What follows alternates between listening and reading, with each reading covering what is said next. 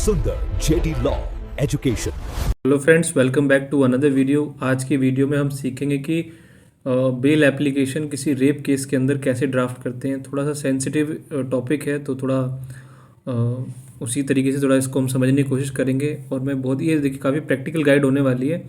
आपको एक एक चीज़ क्या डूज़ हैं, क्या डॉन्स हैं, जो कि हमें एप्लीकेशन में रखनी चाहिए, वो सारी चीज़ें मैं आज बारी बारी से आपको सिखाऊंगा। तो बेसिकली हम क्या देखने वाले हैं आज, देखिए क्योंकि देखिए नए लॉज आ चुके हैं, तो नए नए जो प्रोविजंस हैं रेप के, वो उन पे ध्यान रखना है आपको। एनोनिमिटी जो है कि जैसे कि प्रोसिक्यूट्रिक्स लिखेंगे या फिर उसके जो नाम का कोई भी जो फर्स्ट लेटर है वो लिखेंगे, उसकी आइडेंटिटी आपको बेल एप्लीकेशन में डिस्क्लोज नहीं करनी है। और ड्राफ्टिंग जो है आपको ये देखना है कि भाई किस तरीके से आप जो है जो फॉल्स प्रॉमिस ऑफ मैरिज है या किसी भी तरह जो भी आपको आपका जो डिफेंस है उसको किस तरीके से ड्राफ्टिंग में आपको इनकॉर्पोरेट करना है, वो थोड़ा सा ध्यान में रखना है। तो देखिए इम्पॉर्टेंट क्या है, प्रोटेक्टिंग आइडेंटिटी।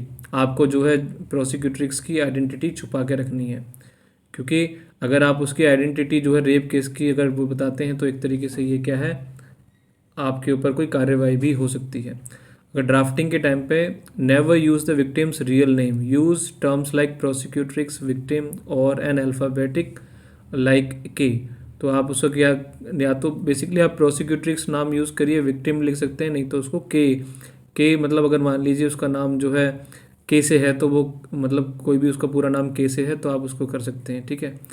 तो विक्टिम का असली नाम देखिए कभी भी गलती से मत लिखना, नहीं तो हाई कोर्ट में तो आपकी पहली बार पिटीशन एक्सेप्ट ही नहीं होगी।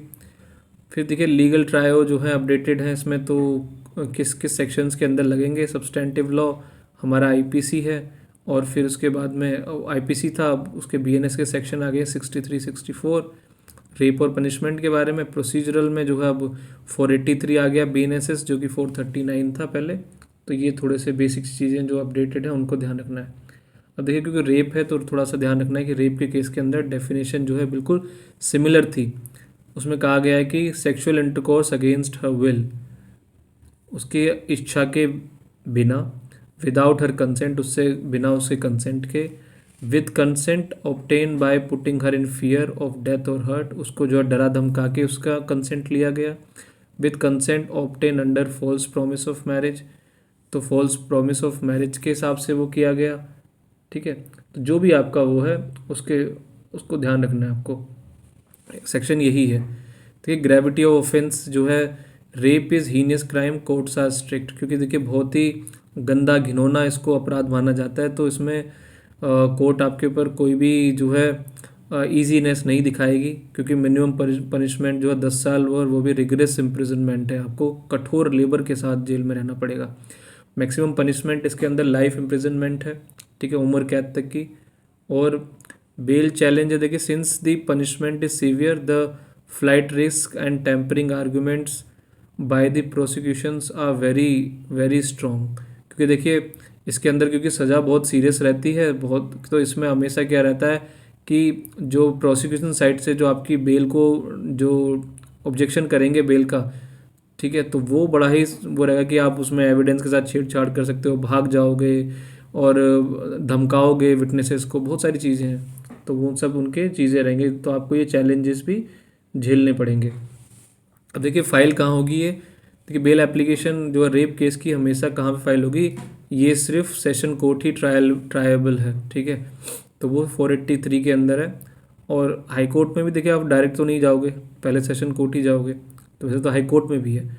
तो rape cases are exclusively triable by the court of session, तो कोर्ट ऑफ सेशन के पास एक्सक्लूसिव पावर है, इसकी एप्लीकेशन लगेगी 483 बीएनएसएस के अंदर, ठीक है। द बैलेंसिंग एक्ट क्या है, देखिए ग्रेविटी और लिबर्टी, तो क्या है कि heinous nature of the crime against a woman, ठीक है, ये तो बहुत ही ग्रेविटी है इस ऑफेंस की कि कितना सीरियस है। लिबर्टी क्या है, presumption of innocence, accused is not guilty until trial is over, देखिए अगर कोई जो वुमेन है वो 18 से ऊपर की उम्र की है, तो आपको जैसे प्रोसिक्यूशन के पास बर्डन ऊपर होता है बर्डन प्रूफ करने का, कि वो प्रूफ करें कि आप गिल्टी हो। लेकिन अगर वो पॉक्सो का केस है, अगर 18 साल से कम की उम्र की लड़की है, तो वो उस केस के अंदर तो आपके ऊपर आपको तो मतलब आप ही को प्रूफ करना पड़ेगा कि आप निर्दोष हो। तो ठीक है, ये चीज़ थोड़ा ध्यान में रखनी है। तो यहाँ पे हम ये कह सकते हैं कि हम इस केस के अंदर जब तक जो है प्रूव नहीं हो जाता तब तक तो हम इनोसेंट हैं। तो सेक्शन 72 है BNSS का, prohibition of disclosure of the identity of the victim, जो कि BNS का ये बड़ा इंपॉर्टेंट सेक्शन है। जैसे हमने बार बार ये बात समझ ली है कि प्रोसिक्यूट्रिक्स का विक्टिम का नाम हमें नहीं लिखना है। उसका नाम या तो उसका जो भी नाम है, मान लीजिए P से स्टार्ट है तो P ही लिखें, B से स्टार्ट है तो B लिखें, या तो प्रोसिक्यूट्रिक या फिर विक्टिम लिखें। अगर कहीं पे भी लिखेंगे तो ये आपकी पिटीशन रिजेक्ट हो जाएगी और आपके ऊपर कोर्ट भी जो है, देखिए क्योंकि स्पेसिफिक लिखा हुआ है सेक्शन में, तो कोर्ट भी आपके ऊपर एक्शन भी ले सकती है। The case of miss K versus A, तो आप ऐसे लिख सकते हैं। ठीक है, यहाँ A का तो नाम रहता ही रहता है। तो केस कैसे बन जाएगा, miss K versus A। Facts क्या हैं फॉर आर ड्राफ्ट, हम जिसमें जो हमारा जो केस है उसके फैक्ट्स बेसिकली ये रहेंगे। जो प्रोसिक्यूट्रिक्स है K, उसकी उम्र कितनी है, 26 साल की है, और एक्यूज जो है उसका नाम है A, उसकी उम्र कितनी है, 28 साल की है। रिलेशनशिप क्या है, live in relationship for 2 years, 2 साल से लिव इन रिलेशनशिप में रहते थे। कॉन्फ्लिक्ट क्या हुआ, they broke up last month due to incompatibility, और दोनों के बीच में ब्रेकअप हो गया, जो भी कुछ इनकम्पेटिबिलिटी रहेगी उसके बीच में। तो FIR लॉन्च हुई 10 days after breakup alleging rape on pretext of marriage. उसमें लिखा गया कि भाई रेप किया गया है मैरिज का झांसा देकर, तो इसके बेस पर FIR दर्ज हो गई। तो ये हमारे फैक्ट्स हैं, इनको थोड़ा ध्यान रखना, जिसके ऊपर हमारी पिटीशन एप्लीकेशन रहने वाली है। कंसेंट देखिए BNS 63 explanation, consent involve N unequivocal voluntary agreement. तो बेसिकली क्या है कि दोनों के बीच में एक एग्रीमेंट होता है, क्योंकि अगर देखिए कंसेंट है दोनों के बीच में, 2 साल, यहाँ पे हमारा जो केस है बेसिकली 2 साल तक वो साथ में रहे हैं, तो दोनों की मर्जी से ही हुई होंगी चीज़ें। तो यहाँ पे कंसेंशुअल है, 2 साल तक रहे हैं, फिजिकल रिलेशनशिप बनी होगी, तो उनकी मर्जी से ही हुई होगी। तो इसीलिए यहाँ पे आपको कंसेंट का जो है इम्पोर्टेंस ज़रूर देखनी है। क्रूशियल डिस्टिंक्शन है, देखिए फॉल्स प्रॉमिस और ब्रीच ऑफ प्रॉमिस, ये 2 तरह की चीज़ें हैं। देखिए फॉल्स प्रॉमिस करना और ब्रीच ऑफ प्रॉमिस करना, दोनों में फ़र्क है। झूठा मतलब वादा करना, जैसे कि intention to cheat was there from the very beginning, शुरू से ही मन में था कि भाई आपसे जो है चीटिंग ही करनी है, आपको झांसा देके ही आपके साथ फिजिकल रिलेशन बनाने हैं। तो ये जो रहेगा उसे हम क्या कहेंगे, वो रेप रहेगा। ब्रीच ऑफ प्रॉमिस है, मान लीजिए intention to marry was real, अब जो शादी करने की जो इच्छा थी वो जो थी वो इंटेंशन थी वो बिल्कुल रियल थी, बट सर्कमस्टांसेस चेंज लेटर, पर कुछ किसी कारणवश जो है वो शादी नहीं कर पाए, जैसे कि जो पेरेंट्स ने मना कर दिया, बहुत और भी तरह के कई तरह के रीजंस होते हैं, तो इसको हम रेप नहीं मानेंगे। तो डॉक्यूमेंट क्या क्या नीडेड है, FIR की कॉपी आपको चाहिए अपने उसके साथ में लगाने के लिए, बेल एप्लीकेशन के साथ में MLC की रिपोर्ट लगानी है, जो भी मेडिकल लीगल सर्टिफिकेट है वो लगानी है, स्टेटमेंट 183 के अंदर जो कि 164 की होती थी पहले CRPC की, तो 183 BNSS की लगानी है, ये भी इम्पॉर्टेंट है। चार्जशीट फाइल होगी है तो चार्जशीट भी लगा दीजिए। ठीक है, तो डॉक्यूमेंट 1 है दी FIR, look for delay and contradictions. आपको ध्यान रखना है जब बेल एप्लीकेशन ड्राफ्ट कर रहे हैं तो भाई आपको पता होना चाहिए कि भाई क्या क्या जो है उसके अंदर कॉन्ट्रडिक्शंस है। अगर डिले हुई है FIR जो दर्ज होने में तो वो बात भी आपको ध्यान में रखनी है। ठीक है, in our case the FIR was launched 10 days after the breakup alleged incident, the unexplained delay is a strong ground for bail. अब देखिए जो 10 दिन के बाद FIR हुई है जबकि ब्रेकअप होने के बाद, तो ये हमारा बहुत ही स्ट्रॉन्ग पॉइंट है, क्योंकि इसमें डिले क्यों हुई है, देरी क्यों हुई है FIR दर्ज कराने के लिए, इसमें कहीं पे भी कोई रीज़न नहीं दिया। FIR दर्ज करने में 10 दिन की देरी हुई है जो संदेश पैदा करती है। ठीक है, डाउटफुल हो जाता है कि ये क्या है, बदला लेने की भावना तो नहीं है। फिर दूसरा डॉक्यूमेंट है MLC मेडिकल, आपको लगाना है। The doctor examine the victim for injuries, तो उसके लिए जो है उसका मेडिकल हुआ होगा। तो डिफेंस में if the MLC shows no fresh external injuries it supports the theory of the consent और नो वायलेंस। तो MLC के अंदर लिखा हुआ भाई किसी भी तरह की एक्सटर्नल इंजरीज नहीं है, ठीक है ना, कोई खरोच या किसी भी तरह के जो निशान है वो कहीं पे भी नहीं आ रहे हैं, तो ये हमारा जो है केस इसमें सपोर्ट करता है कि किसी तरह का आपने वायलेंस उसके साथ नहीं किया था। Check for human status old tone, ठीक है, ये बड़ा ही इंपॉर्टेंट रहता है। क्योंकि वैसे तो ये ह्यूमन जो कैसे भी जो है टूट सकता है, काफ़ी कम उम्र में भी लड़कियों के साथ ही हो जाता है। तो ये देखना है कि वो कितना पुराना है, नहीं है। खैर, इस पर नहीं जाना है आपको। मार्क्स ऑफ स्ट्रगल रेजिस्टेंस, तो ये भी देखना है भी कहीं पे कोई निशान विशान आ रहे हैं कि भाई जैसे कि ज़बरदस्ती हुई है या नहीं हुई है, तो वो उसके कुछ मार्क्स वगैरह रहते हैं, तो वो थोड़ा सा ध्यान रखना है। अगर ऐसा है तो उससे दिखता है कि भाई कोई भी, क्योंकि ये कंसेंशुअल था या नहीं था, तो उसके ऊपर ये बात यहाँ से आप उसको कह सकते हैं। डॉक्यूमेंट 3 है, सेक्शन 83 की 183 की स्टेटमेंट है। This is the statement given to the magistrate, it has high evidentiary value. तो ये स्टेटमेंट देखिए मजिस्ट्रेट के सामने होती है, पुलिस के सामने नहीं होती है, और इसके लिए जो एविडेंसरी, इसको एविडेंस में बड़ा ही इसकी जो महत्व है बहुत ज़्यादा है। टिप देखिए, if the victim statement hair contradicts the FIR, highlight it immediately in the bail application.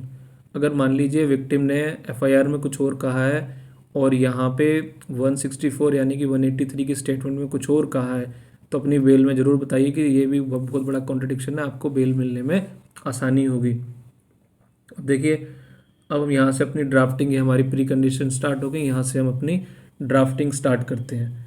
तो इन दी कोर्ट, कैसे इसकी पहले देखिए कोर्ट की हेडिंग लिखेंगे, इन दी कोर्ट ऑफ सेशन जज डिस्ट्रिक्ट, यहाँ पे मान लीजिए 30,000 कोर्ट है तो 30,000 कोर्ट लिख दीजिए, साकेत है जो भी है, मैं दिल्ली की बात कर रहा हूँ। आप अपने हिसाब से अपने डिस्ट्रिक्ट का लिख लीजिएगा। बेल एप्लीकेशन नंबर, यहाँ पे नंबर आपको नहीं लिखना है, नंबर जो है कोर्ट अपने आप से चढ़ाती है, और 2024 का है या 2025-26 जो भी है उसका ईयर लिख देंगे। फिर आता है देखिए पार्टीज़ के नाम देने होते हैं। इन द मैटर ऑफ, यहाँ पे नेम ऑफ एक्यूज हो जाएगा, मान लीजिए XYZ है, एप्लीकेंट का नाम हो जाएगा, स्टेट आ जाएगा, ठीक है, NCT ऑफ दिल्ली यहाँ पे लिख लेंगे। फिर FIR नंबर 123/2024, और under section BNS 64 BNS rape. Complaint जो है, कौन है कंप्लेंट इसके अंदर, मिस के name withheld under section 72 BNSS।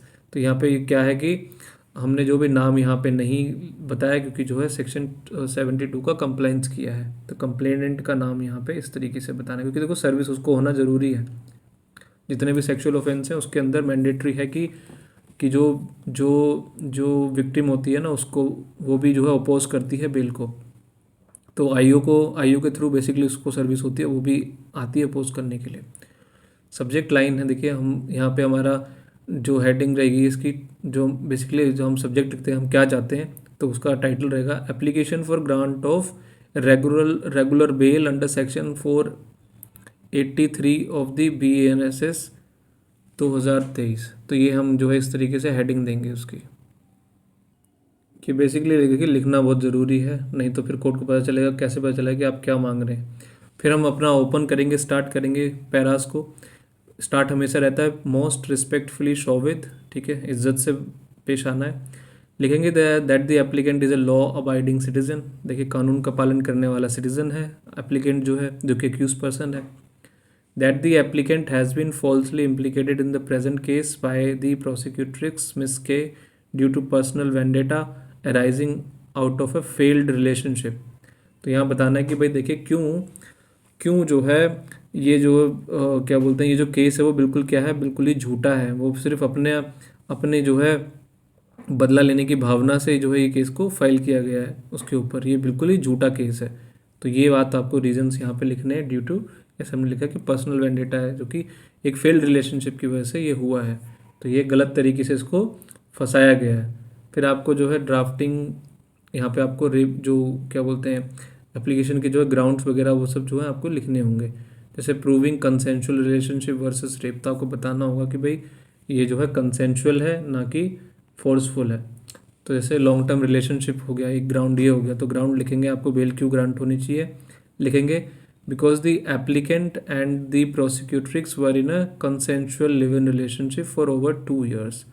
तो आपको लिखना होगा कि दोनों के दोनों अपनी रजामंदी के साथ क्या थे, एक लिव इन रिलेशनशिप में थे। The physical relationship between them was voluntary and out of love not forced. तो दोनों के बीच में जो रिलेशनशिप थी वो क्या थी, दोनों की मर्जी से थी, प्यार मोहब्बत से थी, ना कि किसी ज़बरदस्ती से थी। ठीक है, तो ये बात आपको क्लियरली यहाँ पे जरूर लिखनी, क्योंकि आपको ग्राउंड्स ऑफ बेल जरूर लिखने होते हैं। कोर्ट हमेशा पूछता है बताओ भाई कि ग्राउंड्स ऑफ बेल। तो दूसरा ग्राउंड हो सकता है डिले इन FIR। FIR दर्ज कराना अपने आप में देखिए साफ दिखता है कि ये झूठा केस है।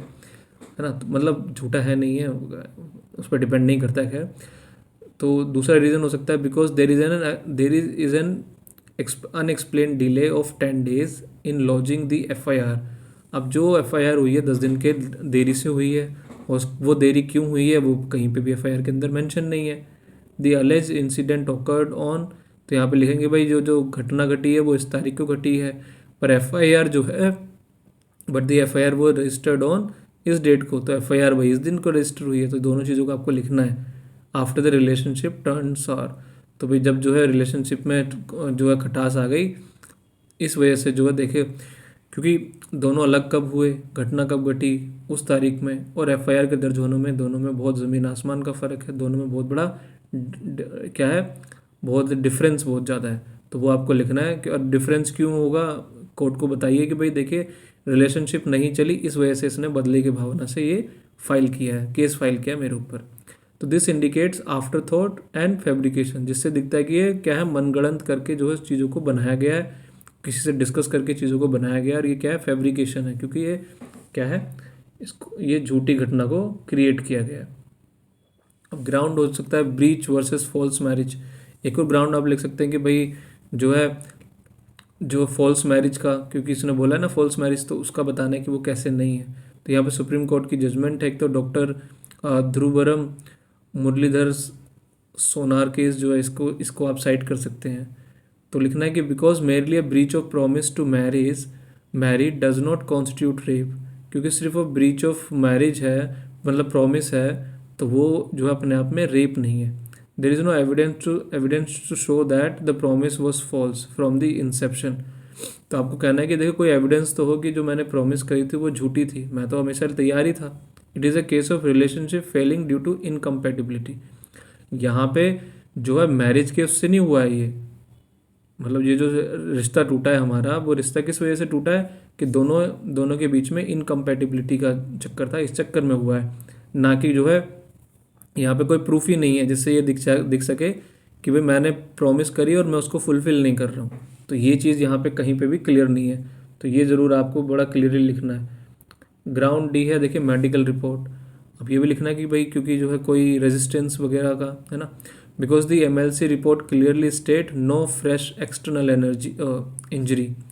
तो आपको लिखना है कि जो MLC भी दिखाती है भाई कोई किसी भी तरह की कोई नई कोई भी ऐसी कोई इंजरीज है नहीं। दिखाता है कि भाई ये मेडिकली जो है ये डिफेंस मेरे फेवर में जाता है, दिखाता है कि रिलेशनशिप जो है क्या थी, कंसेंशुअल थी एंड हैबिचुअल थी, ठीक है, and no force was used, इसमें कोई वो नहीं था। तो यहाँ पे जो हाइमन का टूटा होना वो भी क्या काफ़ी पुराना है। अगर रेप होता तो देखो अभी नई नई बातें होती, ठीक है।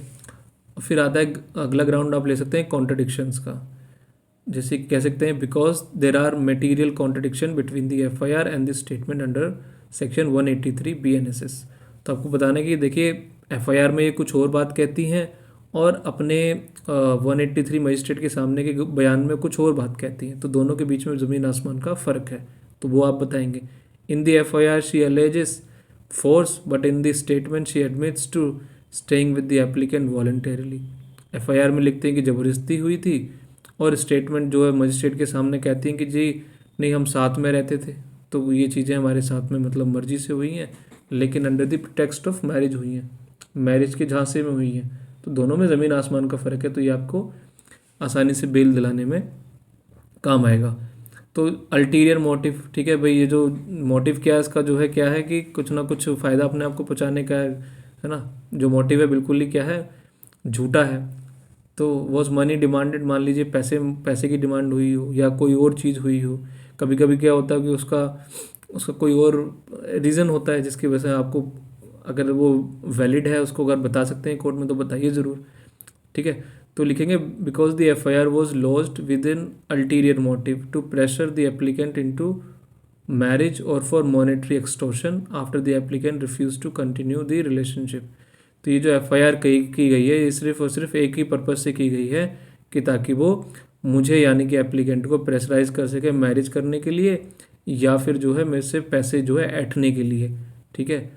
क्योंकि जो है ये रीज़न, मतलब ये बात हुई क्यों, क्योंकि जो है एप्लीकेंट ने, मैंने जो है मना कर दिया रिलेशनशिप को कंटिन्यू करने के लिए, इसलिए, ठीक है। लेकिन आपको ना मैं एक और चीज़ बताता हूँ कि ऐसा नहीं लिखना कि आप अपने ऊपर कोई भी चीज़ मत लीजिएगा, क्योंकि देखो एडमिट करना बहुत ख़तरनाक चीज़ होती है, तो वो ध्यान रखना है कि अपने ऊपर कोई भी बातें ना लेके चले तो ज़्यादा बेस्ट है। फिर है ग्राउंड, है भाई क्लीन रिकॉर्ड है, फिर इससे पहले आपके ऊपर कोई केस फाइल नहीं हुआ, तो ये भी एक अच्छा ग्राउंड है। Because the applicant has clean antecedents and has deep roots in society, he is not a flight risk. तो आपको ये बताना है कोर्ट को, आप देखिए बहुत ही सज्जन व्यक्ति हैं, बताएंगे सज्जन व्यक्ति हैं सोसाइटी में, और मैं भाई मेरा घर है, यहाँ पे सब कुछ है, मेरे भागने वागने से कोई मतलब ऐसा नहीं है कि मैं भाग जाऊँगा, मेरा कभी मेरे ऊपर कोई एफआईआर दर्ज नहीं हुई है, ठीक है ना। तो ये चीज़ें बतानी है। फिर है कि देखिए एक और ग्राउंड हो सकता है, इन्वेस्टिगेशन क्या है, कंप्लीट हो गई है ना, मतलब अब कुछ छानबीन करने का पुलिस के पास अब कुछ रहा नहीं है, तो कह सकते हैं because the investigation is complete the chargesheet is ready to be filed and the applicant is no longer required for custodial interrogation. तो आप कह सकते हैं कि भाई यहाँ पे जो इन्वेस्टिगेशन कंप्लीट हो गई है, सारे विटनेस से सबकी स्टेटमेंट हो गई है, तो और चार्जशीट जो है वो भी फाइल हो चुकी है कोर्ट के अंदर, जो ट्रायल कोर्ट है वहाँ पे जा चुकी है, और अब जो है कस्टोडियल जो मेरी जो है इंटेरोगेशन के लिए, एप्लीकेंट की इंटेरोगेशन के लिए अब कोई ज़रूरत है नहीं। और साथ में आप देखिए चार्जशीट की कॉपी ज़रूर लगाएं, ठीक है। तो ये भी एक अच्छा ग्राउंड है, ठीक है। अब आ जाता है देखिए ग्राउंड, एक और ग्राउंड हो जाएगा रूट्स इन सोसाइटी, ठीक है। That the applicant is a permanent resident of, आपको अपना एड्रेस लिखना है, and there is no chance of him absconding और फिलिंग फ्रॉम जस्टिस। तो आपको बताना है कि देखिए मेरा परमानेंट एड्रेस ये रहा, ठीक है, मेरा घर यहीं पर है, तो मेरा कोई पूरा चांस है नहीं कहीं कि भाई मैं भाग जाऊंगा, तो मेरी जो है मेरा तो जो कर्म भूमि और यही है, ठीक है। एक और है, आप लिख सकते हैं स्पेशल प्रोवाइजो है बीएनएसएस का 480 के अंदर, जैसे कि आप बता सकते हैं ऑप्शनल है, देखिए because the applicant is suffering from illness and require specialize medical treatment not available in jail. तो आपके ऊपर अगर कोई किसी तरह की बीमारी है, कुछ भी चीज़ें हैं, तो वो भी बता सकते हैं कोर्ट को, तब आप जो है इस तरीके से आपको हो सकता है कि कोर्ट जो है बेल दे दे, नहीं तो इंटरिम बेल दे देगी, कुछ टाइम के लिए छोड़ देगी, ठीक है। तो फिर है हैंडलिंग हनी ट्रैप केसेस, ठीक है, हनी ट्रैप, ठीक है। हनी ट्रैप तो चलो ये हो सकता है ये वाला हमारा केस है नहीं है, लेकिन हनी ट्रैप आपको पता होगा कि कुछ औरतें इस तरह की चीज़ें करती हैं कि ऐसे लोगों को फंसा के और फिर वो झूठे केस कर देती हैं। इफ़, ठीक है, if there is about extortion, if the case is about extortion Honey trapping, you must attach evidence chat bank transfer proving the demand for money.